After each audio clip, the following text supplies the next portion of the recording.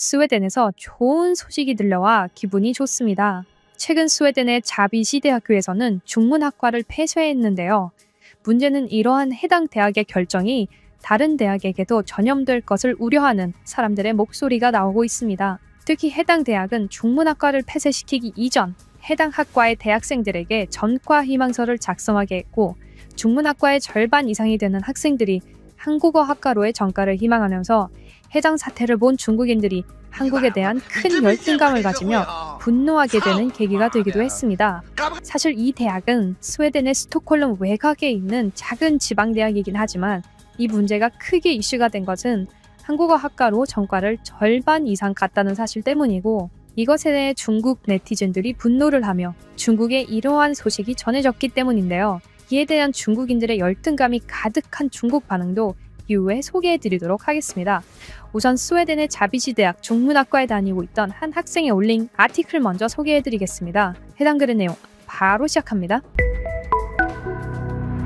내가 중문학과로 들어간 것은 2년 전이다. 당시에는 스웨덴과 중국의 갈등이 이 정도로 심하지 않았고, 중국은 스웨덴에서 가장 협업하는 사업이 많은 국가이기에 항상 중문학과는 외국어 학과 중에서도 수요가 많은 학과다. 하지만 중국인 관광객들의 행패가 심해지고, 최근 중국 여기자 사태로 중국과 스웨덴의 감정이 엄청나게 심각해지자 너무나도 많은 중국 관련 사업들이 폐업을 하고 있고, 중문학과에 대한 수요도 줄어들기 시작했다.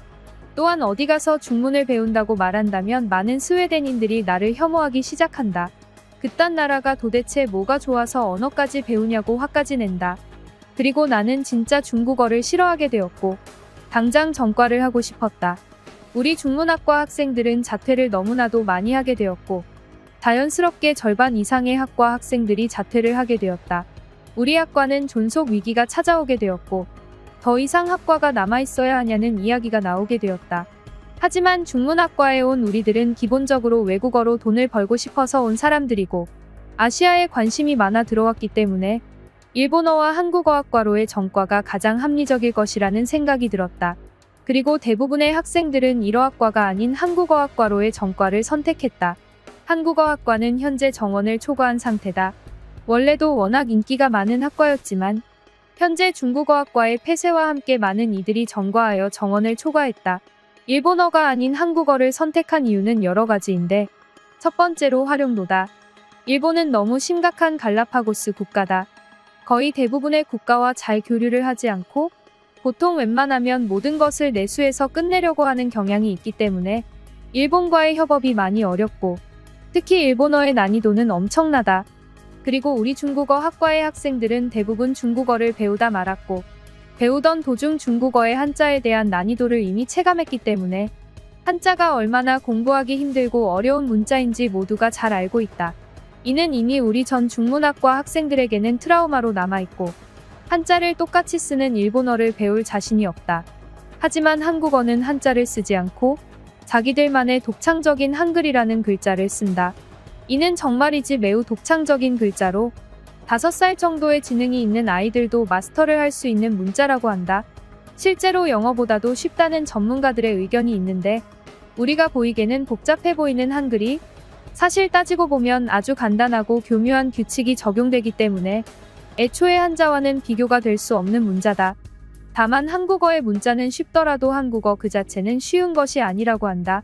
한국어에는 너무나도 많은 단어들이 있다. 한국어는 스웨덴보다 약 5배가 많은 단어를 가지고 있다고 한다. 이는 중국어보다도 많은 수치다. 일본어보다도 훨씬 단어의 개수가 많다. 하지만 한국어는 그러한 단어를 전부 일상에서 쓰지는 않는다고 한다. 한국어의 단어가 이렇게 많은 이유는 바로 한국인들은 느낌을 중요하게 생각하기 때문이라고 한다. 사랑이라는 말만 해도 한국에서는 여러 가지 단어로 표현할 수 있다고 한다. 다만 이것은 한국의 문학 작품을 분석하는 수준으로 파고 들어가야 필요한 수준이기 때문에 그 정도로 어렵게 배울 필요는 없다.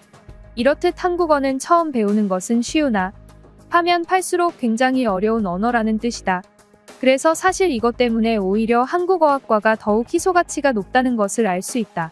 일본어와 중국어는 사실 단어가 그렇게 많지 않기 때문에 최근 많이 나오는 번역기로 번역을 돌리면 매우 쉽다.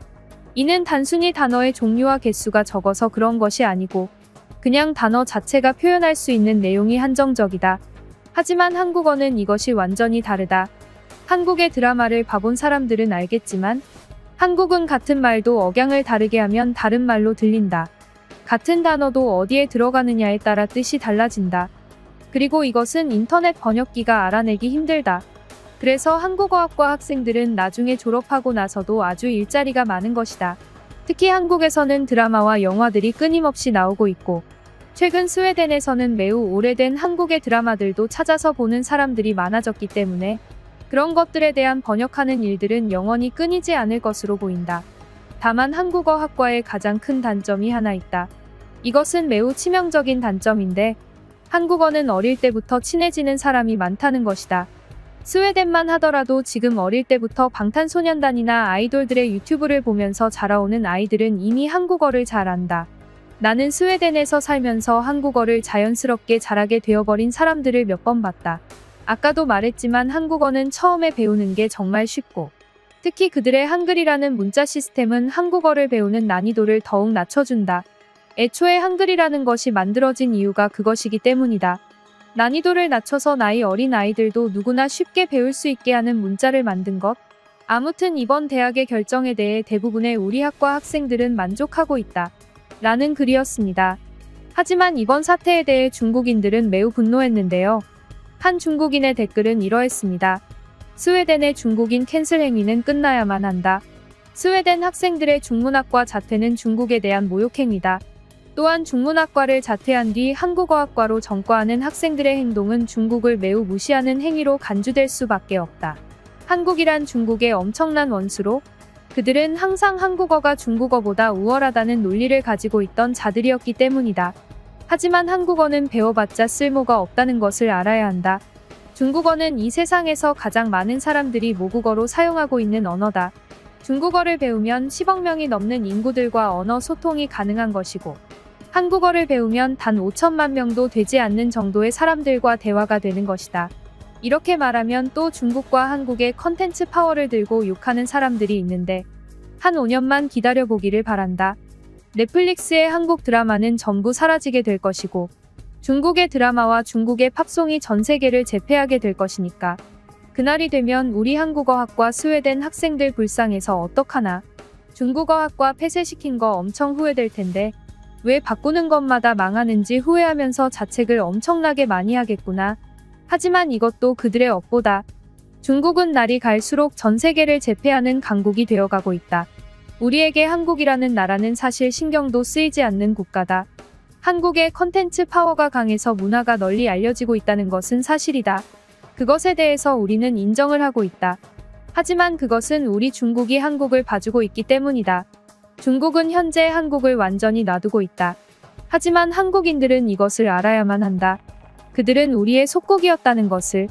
중국이 마음만 먹으면 한국의 모든 것은 중국의 것이 될 수 있다는 것도 알아야만 한다.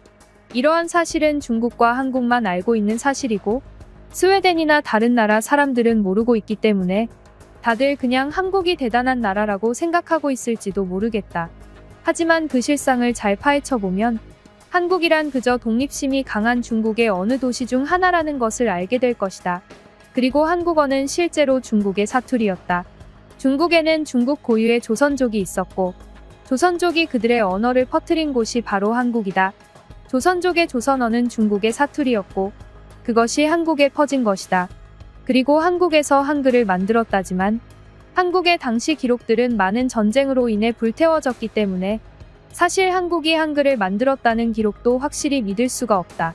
스웨덴 사람들은 자기들이 선진국 사람들이라면서 깨어있는 척 엄청 하면서 똑똑한 척 하는데 사실 그들이 알고 있는 것이 정말 한정적이라는 것을 느낀다. 한국이라는 나라를 그만 좋아하기를 바란다.